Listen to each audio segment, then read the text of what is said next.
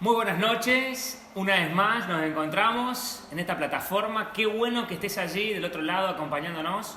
La verdad que es un gusto de verdad que dispongas de tu tiempo para compartir con nosotros de nuestra alegría, de nuestro gozo, de estas reuniones especiales. Y sin más, yo te pido que ahí donde estás, oremos juntos a Dios para dar comienzo a lo que tenemos planificado para esta noche. Acompáñame en la oración. Padre, te damos las gracias de todo corazón porque nos reunimos una vez más, aunque de esta manera virtual, pero sabemos que estamos unidos en el Espíritu para que tú bendigas a tu pueblo, bendigas al hermano que va a compartir tu palabra, que realmente todos los que estemos conectados de una manera podamos sentir la mano de Dios guiando todas las cosas. Oramos a ti, Padre, en el nombre de Jesús. Amén. Vamos a ver enseguida los saludos, claro que sí. Como todas estas reuniones, estos encuentros, hemos tenido saludos. Esta noche también tenemos saludos y vamos a verlos. Feliz cumpleaños, iglesia. Espero que estén disfrutando de estas nuevas conferencias, de esta manera distinta también de celebrarlo. Les quería dejar un texto en 2 Corintios capítulo 2, versículo 14, que dice: mas a Dios gracias, el cual nos lleva siempre en triunfo en Cristo Jesús, y por medio de nosotros manifiesta en todo lugar el olor de su conocimiento. Y que esto sea un aliento para saber que siempre podemos ser olor fragante en el Señor, en el lugar donde estamos, a pesar de no poder reunirnos, podemos servir. Bendiciones.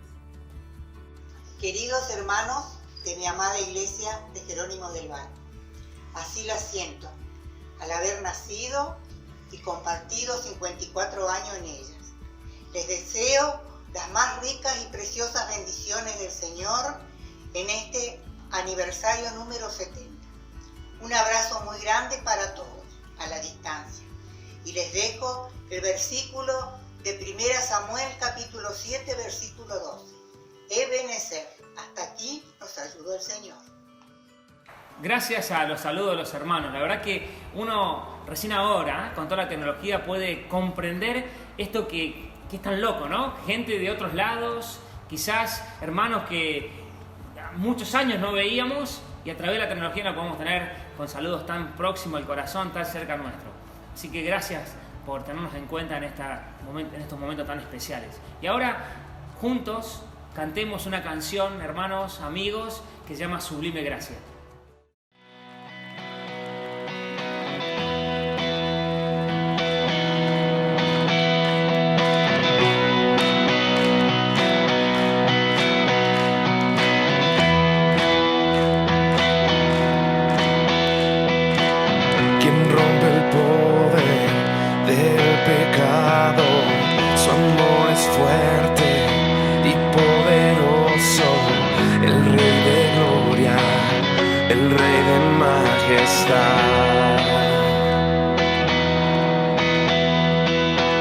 Conmueve el mundo con su estruendo y nos asombra con maravillas.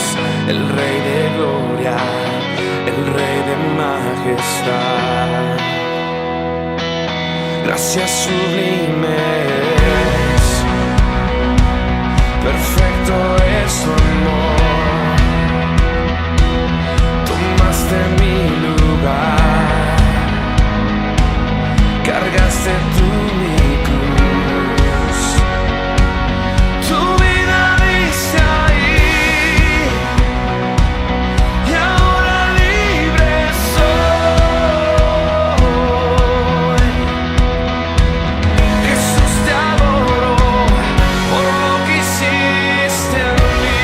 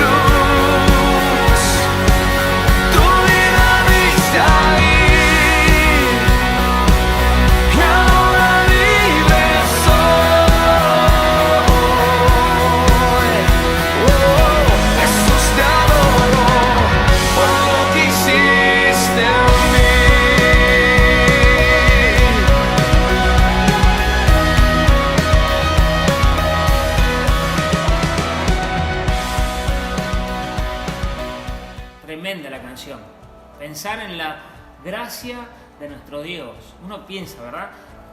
Mi vida, la obra de Dios, que Dios siga actuando en mí, que Dios me siga perdonando, cada día renovando su gracia.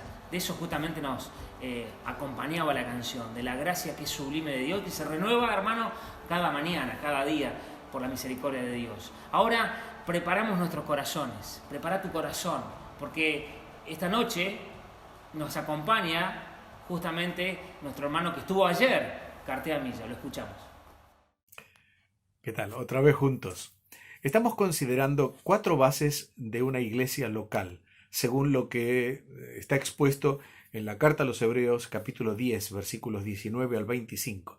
Hemos visto ya las dos primeras. Comunión, en este caso comunión con el Señor, pudiendo entrar al lugar santísimo y así acercarnos al trono de la gracia de Dios. Y la segunda, convicción, es decir, la persuasión que proviene de abrazar la doctrina, la verdad de las Escrituras, con toda fidelidad. Vamos a mirar ahora las 2 restantes, que son consideración y congregación. En tercer lugar, pues, consideración. El versículo 24 nos dice, considerémonos los unos a los otros, o preocupémonos los unos por los otros, a fin de estimularnos al amor y a las buenas obras. La palabra considerémonos es eso mismo, un prestar atención, una preocupación, un interés profundo los unos por los otros para provocarnos o estimularnos a una experiencia de amor mutuo y de buenas obras, en el servicio para el Señor, naturalmente, y para su pueblo. Fíjese que las 14 veces que aparece este verbo en el Nuevo Testamento siempre tiene el sentido de prestar atención hacia los demás. La iglesia, y particularmente la iglesia local, es una comunidad donde todos y cada uno de nosotros debemos estar pendientes de los demás. No existe un cristianismo solitario, ni un cristianismo egoísta. Eso no es cristianismo. Como dice un escritor, el cristianismo así es una contradicción en sí misma. Solo un hombre terrenal como Caín pudo decir en un momento determinado, ¿soy yo acaso guarda de mi hermano? Un creyente espiritual nunca dirá eso, pues sabe que Dios le ha puesto para ayuda, para sostén, para estímulo de su hermano, de sus hermanos. Un hombre espiritual, si sus hermanos tienen necesidad, dice como José, allí en Génesis 37, busco a mis hermanos. Y entonces la Escritura dice, entonces José fue tras ellos. Los hermanos estamos para perdonarnos unos a otros. Así lo dice Gálatas 6.1. Hermanos, si alguno fuere sorprendido en alguna falta, vosotros que sois espirituales, restauradle con espíritu de mansedumbre, considerándote a ti mismo, no sea que tú también seas tentado. Los hermanos estamos para interceder unos por otros. Dice Santiago capítulo 5, confesaos vuestras faltas unos a otros y orad unos por otros. Los hermanos estamos para estar al lado de los que sufren y de los que progresan. Dice entonces Romanos 12, gozaos con los que se gozan y llorad con los que lloran. Los hermanos estamos para atender a los necesitados. En 1 Tesalonicenses 5 se nos dice, os rogamos, hermanos, que amonestéis a los ociosos, que alentéis a los de poco ánimo, que sostengáis a los débiles, que seáis pacientes para con todos. Los hermanos estamos para sobrellevar los unos las cargas de los otros. Asimismo lo dice Gálatas el capítulo 6. Es notable lo que Job le pregunta a uno de sus amigos en el capítulo 26 y que yo le pregunto a usted, mi hermano, mi hermana, me lo pregunto a mí también en este día. ¿En qué ayudaste al que no tiene poder? ¿Cómo has amparado al brazo sin fuerza? ¿En qué aconsejaste al que no tiene conocimiento y qué plenitud de inteligencia has dado a conocer? ¿A quién has anunciado palabras? Dijo un pastor cristiano, en una iglesia saludable, la palabra de Dios fluye espontánea entre sus miembros. No baja solo del púlpito hacia los bancos, sino que fluye de banco a banco. Y agrega esto, interesante. Creo que del púlpito al banco la efectividad del ministerio de la palabra es de un 50%, mientras que de banco a banco el porcentaje crece hasta llegar a un 100%. Ese es el ejercicio de la labor pastoral, pero de todos, entre todos, de cuidado mutuo, de ayuda mutua que todos necesitamos. Es la función de los miembros del cuerpo que, como dice Pablo en 1 Corintios capítulo 12, no tiene que haber entre ellos desavenencia. Usted sabe, la palabra desavenencia es una interesante palabra que aquí conocemos muy bien. Es la palabra grieta. No debe haber una grieta entre ellos, sino que los miembros, dice, todos se preocupen, es decir, tengan el mismo cuidado los unos por los otros. De manera que si un miembro padece, todos los miembros padecen con él. Y si un miembro recibe honra, todos los demás miembros se alegran con él. Considerar. Considerar no es estar pendiente de los errores de los hermanos para descubrir sus defectos, sino para orar por ellos, para exhortarles, para ayudarles a que comprendan y cambien. Para hacer lo que en muchos momentos necesitaremos, tal vez, que hagan otros por cada uno de nosotros. Nuestro versículo dice: considerémonos unos a otros para estimularnos, o mejor dicho, para estímulo del amor. Esa consideración, esa preocupación de unos por otros, tendrá como resultado el estímulo que el hermano o que la hermana necesita para seguir su camino. Y fíjese que el término que utiliza el apóstol aquí es un interesante término. Es el término paroxismo. Estímulo es paroxismo. ¿Qué es un paroxismo? Entre los griegos se usaba para indicar una fiebre intensa. Luego significó la exaltación de los sentimientos y de las pasiones. Pero en nuestro caso, lo que significa es una incitación o una provocación, obviamente no a lo malo, sino a lo bueno. Un fuerte estímulo para que el hermano o la hermana tengan una fiebre, o diríamos mejor, un fervor que le impulse al amor y a las buenas obras. Queridos hermanos, si vivimos dentro del santuario y estamos firmes en la convicción de la esperanza, lo que consideramos en el mensaje anterior, a esa esperanza que fuimos llamados, indudablemente, no solo no nos costará, sino que lo haremos con profunda convicción y dedicación. Alguien dijo: lo que tú eres dentro del santuario, es decir, en comunión con el Señor, se verá en la forma cómo te portas en el seno de la familia de Dios. ¿Cómo son nuestras iglesias? Deberían ser lugares donde hallamos la comunión del pueblo de Dios, el estímulo para ser más fieles, para desarrollar más amor, para abundar en buenas obras. No campos de batalla, sin duda, para dirimir diferencias, para demostrar ambiciones, para crítica, para desconsideración, para división.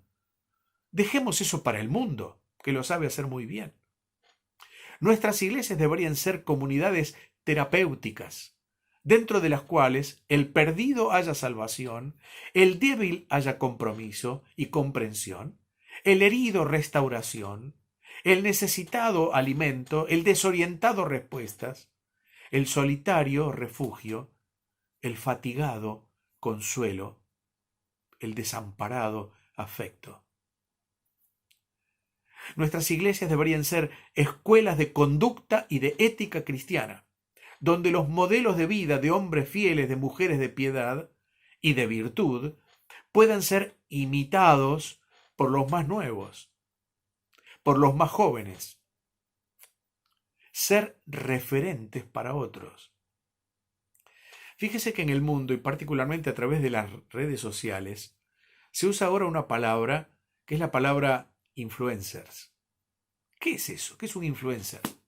Es alguien que con su forma de ser, de pensar, de sentir, de actuar, etc., transmite credibilidad e influye positivamente en otros. Bueno, positiva o negativamente. Necesitamos en las iglesias que haya influencers, en el mejor sentido de la palabra, creyentes a imitar, modelos a imitar, paradigmas a imitar. Si hubiera algo para mejorar en nuestras congregaciones, y siempre lo hay, hermanos queridos, oremos para que el Señor, en su misericordia, lo transforme. Y eso comenzará por cada uno de nosotros, y luego se extenderá a los demás. Así que vimos comunión, convicción, consideración, finalmente congregación. Eso está en el versículo 25. Y allí, ese versículo tan conocido, dice, no dejando de congregarnos como algunos tienen por costumbre, y tanto más cuanto veis que aquel día se acerca. Bueno, usted me dirá, claro, ahora en este tiempo, este versículo no aplica. Es cierto en un sentido, pero si Dios permite, la cuarentena va a pasar, y si el Señor lo permite también, y no viene a buscarnos, cosa que creo que está muy cerca, volveremos a congregarnos otra vez, a saludarnos, a estar juntos, compartiendo, como dice la Biblia, la amistad de la casa de Dios. Pero el problema de los hebreos no era distinto al nuestro. Lo que ocurría en el primer siglo es lo que también ocurre en el siglo XXI. Había deserción en el pueblo de Dios, abandono de los cultos. Y no se trataba de faltas ocasionales, sino de una forma de ser. Fíjese que la palabra costumbre allí en ese versículo, lo que significa, porque viene de una raíz griega, lo que significa es una ética, es una conducta. Se había transformado ya en una conducta. Es cierto que no era fácil en aquellos tiempos el congregarse. Costaba desprecios, pérdidas y aún riesgo de vida. Pero aún así, la fidelidad de muchos se demostraba, como siempre sucedió, en congregarse para permanecer juntos, en el testimonio y el crecimiento en la gracia de Dios. Al contrario, fíjese que como sucedió siempre, por ejemplo, en mi España, en los años de dictadura y del imperio del romanismo, en los cuales los creyentes eran perseguidos, maltratados, impedidos de reunirse, había un fervor, un deseo de estar reunidos, de escudriñar las Escrituras, de testificar que la libertad que vino luego no pudo igualar nunca, al contrario. Pero notemos que la expresión dice no dejando de congregarnos. Indica una acción continua, un progresivo y continuo alejamiento. El término se traduce en otros lugares del Nuevo Testamento como abandono. Por ejemplo, usted recuerda cuando Pablo dice que Demas le ha desamparado amando más a este siglo. Eso es exactamente lo que ocurre. Y así pasa siempre. Es algo de a poco, pero también en forma continua. Y cuando queremos darnos cuenta, hemos dejado de congregarnos. Hemos abandonado la congregación. El apóstol que escribió esta carta lo dice muy claramente en el capítulo 2.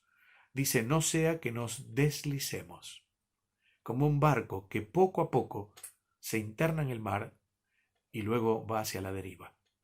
Otros intereses, otras actividades, o tal vez apatía, el desapego, el desinterés, han ganado nuestra alma y ya no hay fervor por congregarnos con los hermanos, por compartir la alabanza, la adoración, el testimonio, por aprender la palabra, por servir a otros. Siempre me acuerdo de un querido hermano, para mí un gran amigo también, que fue el hermano Horacio Alonso. Y él decía, en años que estuvo lejos, apartado del camino del Señor, y lo decía con lágrimas en los ojos, y lo digo porque él lo decía. Decía, cuando llegaba la hora de la reunión, decía Horacio, yo pensaba que mis hermanos estaban en el culto, alabando a Dios, leyendo y orando, escuchando las Escrituras, y yo estaba solo, lejos, apartado. Y decía Horacio, yo lloraba mucho, acordándome de los días en los cuales yo estaba con ellos. Por la gracia de Dios, Horacio un día volvió al Señor y fue una enorme bendición para todos nosotros, para la obra de Dios. Añoraba, aún lejos de Dios, la congregación de los creyentes. Me pregunto hoy, Nos pasa así. Sin duda nos pasa así a muchos. Añoramos el culto, añoramos a los hermanos, añoramos estar con ellos. David decía, y lo cantamos muchas veces, prefiero estar un día en los atrios de Dios que 1000 fuera de ellos. Por eso, en vez de ausentarnos y abandonar la dulzura de la comunión de la casa de Dios, es deber y privilegio de los creyentes el exhortarnos y tanto más cuanto veis que aquel día se acerca. Uno de los problemas de los hebreos del primer siglo era que estaban aún transitando la niñez espiritual. Y el apóstol se lo dice así en el capítulo 5. Le dice, ustedes debiendo ser maestros y enseñar a otros, necesitan que se les repita vez tras vez los conocimientos básicos de la doctrina. Una versión, curiosamente, una versión de la Escritura, dice que lo que ellos oían les entraba por un oído y les salía por el otro. Así lo dice. ¿Cuál era el problema? Bueno, el problema, o los problemas pueden ser varios, sin duda, pero uno era justamente este que leemos en el capítulo 10. Habían dejado de congregarse. Y no estar en los cultos significaba no crecer, significaba no adorar, no alimentarse, no sentir el gozo de la comunión. No estar con el Señor cuando el Señor está con los suyos. Eso es lo que le pasó a Tomás, usted recuerda, el día cuando el Señor resucitó estaban los discípulos reunidos. Llegó el Señor, le mostró las evidencias de su gloriosa resurrección y ellos, dice, se gozaron viéndolo. Pero faltaba uno, Tomás, el gemelo, el dídimo, probablemente solo, andando por las antiguas calles de Jerusalén, diciendo dentro de sí en su fe vacilante, si no viere, no creeré.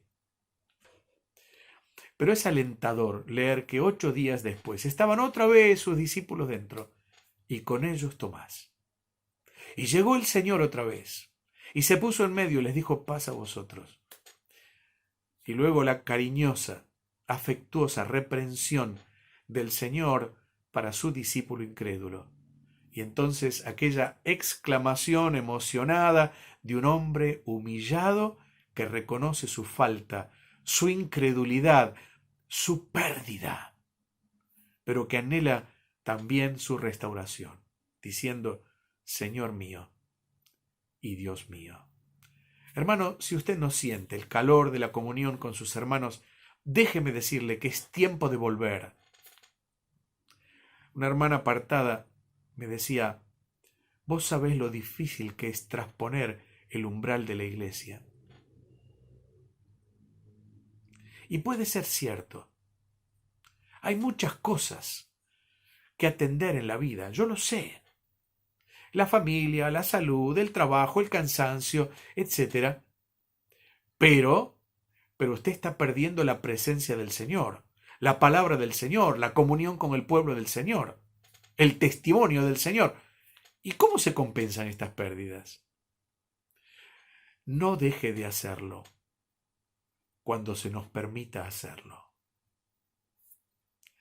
No hay nadie, dice un escritor cristiano, que pueda vivir la vida cristiana y descuidar su participación en la iglesia. Si alguien piensa que debe obrar así, recuerde que va a la iglesia no solo para sacar provecho para sí, sino también para dar. No solo debe ir para recibir, sino también para hacer su propia contribución a la vida de la iglesia. Y agrega este autor, aun si siente que la iglesia tiene fallas, ¿qué iglesia no las tiene? Es su deber hacerse presente y ayudar a enmendarlas. El privilegio de congregarnos no es solo para estar juntos, en armonía, lo cual es bueno y delicioso, dice el Salmo, sino para exhortarnos, es decir, para animarnos. Fíjese que exhortar significa ponerse al lado de alguien para ayudarle, eso es lo que significa. Y es lo mismo, el mismo verbo que se utiliza para la labor del Espíritu Santo, el Paráclito divino. Así que es nuestra tarea también, igual que la de él, ponernos al lado de un hermano que nos necesita para ayudarle, para animarle, para consolarle, para acompañarle. Meyer dice, cuando dejamos de reunirnos con nuestros hermanos cristianos, estamos propensos a envolvernos en el manto de la fría indiferencia.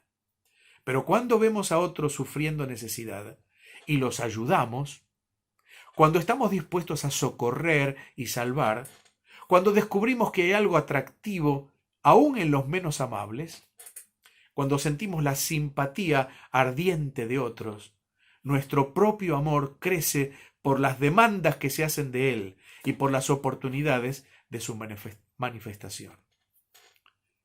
Por esa razón, por esa misma razón, en el capítulo 13 de esta misma epístola leemos lo que el apóstol escribe.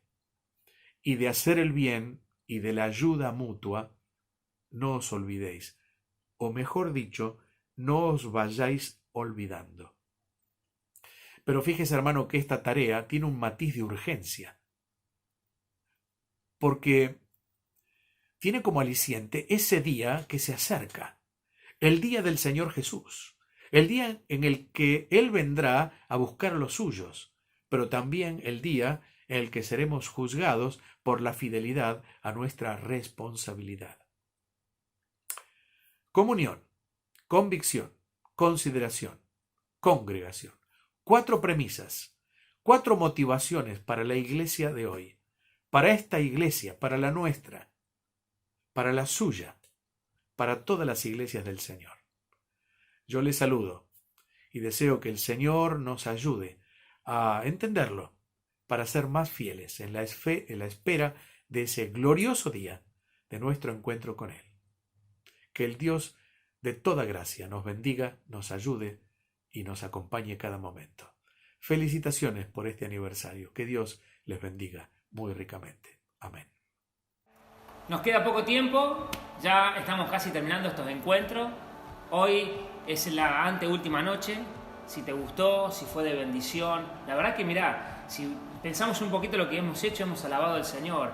Hemos visto hermanos a través de sus saludos, hemos compartido la palabra de Dios. Si esto te impactó y fue de bendición, no te pierdas mañana, que es el último encuentro que vamos a tener en este canal por YouTube. Te invitamos a que te suscribas, que nos den like, que puedas activar la campana. La verdad que deseamos que seas parte de nosotros y que disfrutes con nosotros de tiempo especial. Pero queremos cerrar este momento tan impactante, tan emocionante, orando a nuestro Dios.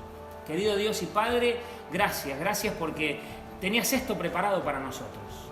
No eran nuestros planes hacer una conferencia de esta manera, pero tú lo hiciste así.